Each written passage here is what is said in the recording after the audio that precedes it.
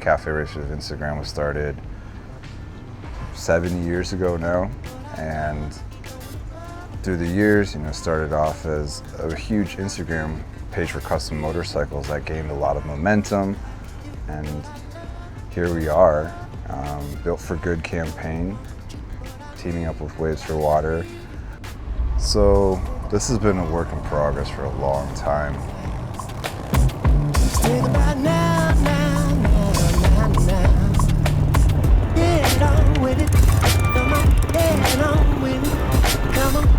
Right there, looks awesome. Come on, get on with it. This is what I say.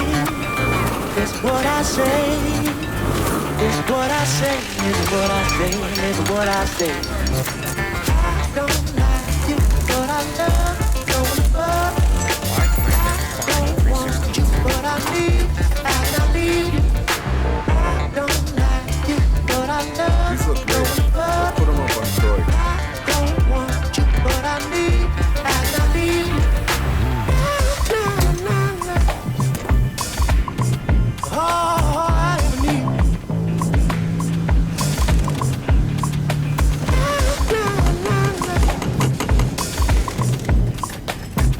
Hey Joe, does this look straight to you?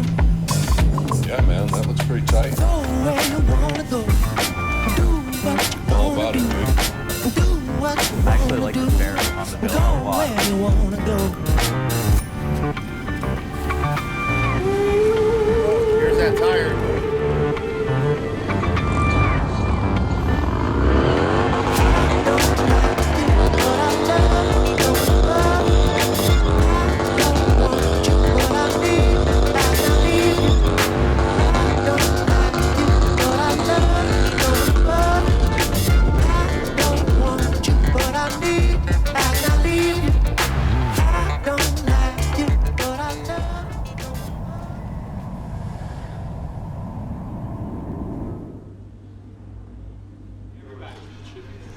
I've reached out to all these different people from the motorcycle community that have become my friends over the past years, and wanted to figure out a way to build bikes, build community, and give back.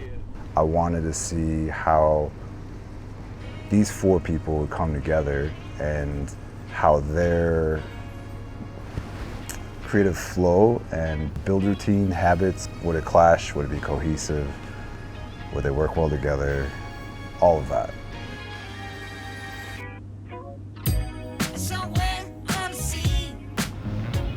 Was really excited to travel just because this is the first time that I've gotten away, and this one being able to do it with other people rather than just me in my shop by myself doing it just made it that much more enjoyable. So. The crew has like this, I don't know, this energy to them, that I kind of gravitate towards. They're always like in good spirits, and so yeah, it was great to have them here. But we all kind of knew it was going to be like a complete trial and error, A few guys hadn't spent much time with, building the bike in a very short amount of time with a lot going on. I was just excited.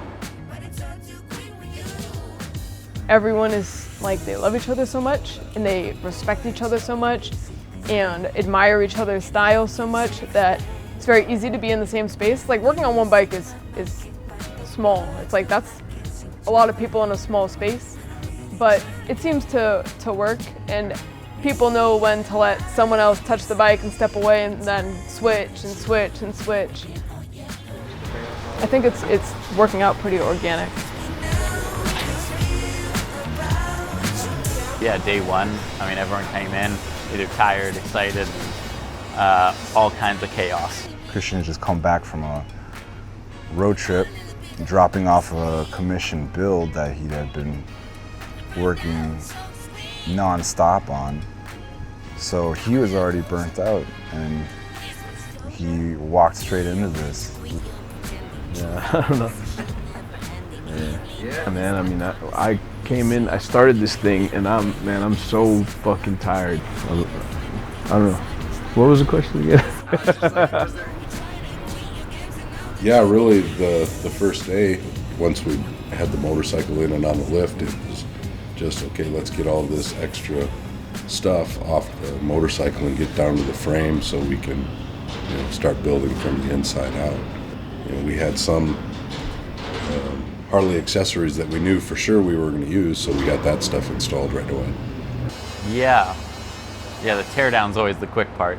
I don't like you, but I love you going above. I don't want you, but I need and I need you.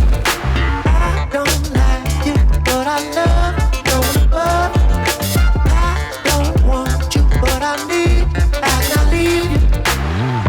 Think about now, now, now, now, now. Think about now, now, now, now, now. Get on with it, come on, get on with it. Come on, get on with it. Come on, get on with it. It's what I say, it's what I say.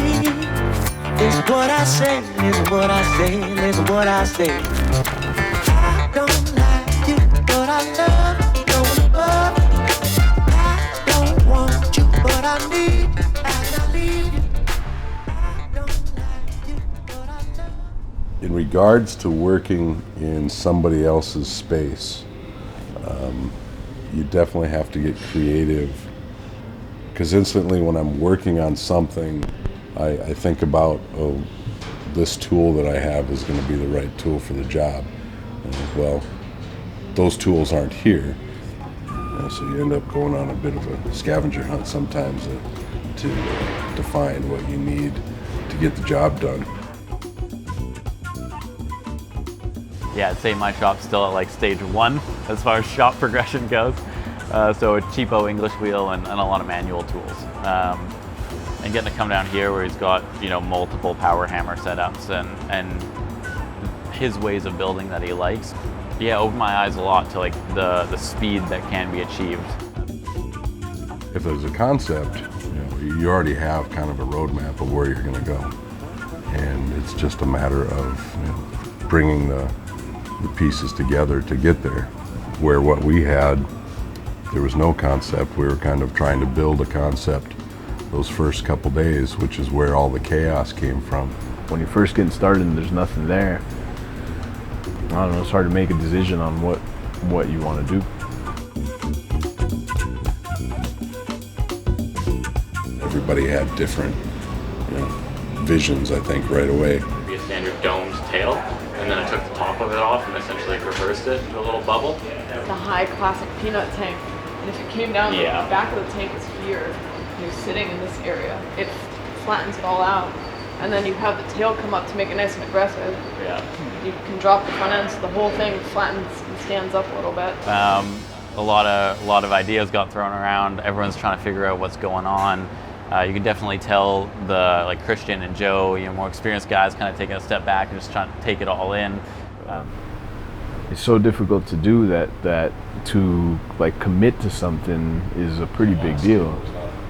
Just getting started is the hardest. Once you get the ball rolling, the ball is rolling, it's going.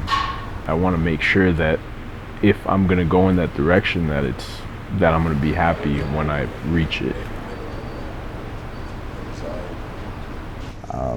It was really interesting because we also had Jeremy Lacy come in for a night and help with the ideation process too. And so just having him up on a Zoom call, watching us just kind of spitball ideas.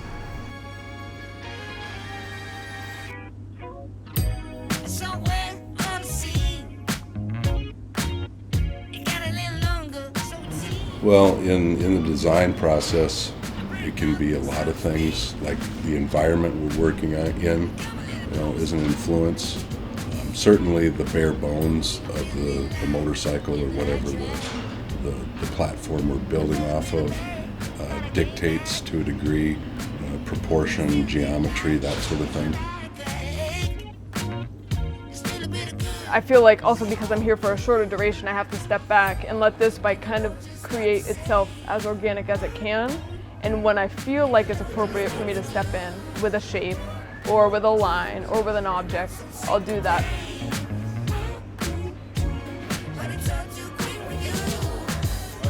this bike being built at this shop is very specific, and I think is important for this whole thing. Because this is built at a shop that has like hyper creativity. Like everything from the books on the wall to the record player to the music that's playing, that's what inspires creation, I think, in this shop. There's something special about this place, you know? Yeah, I mean, I feel like anybody that walks through here that kind of knows about this stuff can feel that. But it's alive, man. This place is alive. We've done a lot of cool things out of here. I mean, this being one of them, you know, it's like, this place has soul. You know, this shop will make the bike, not really the builders, I think.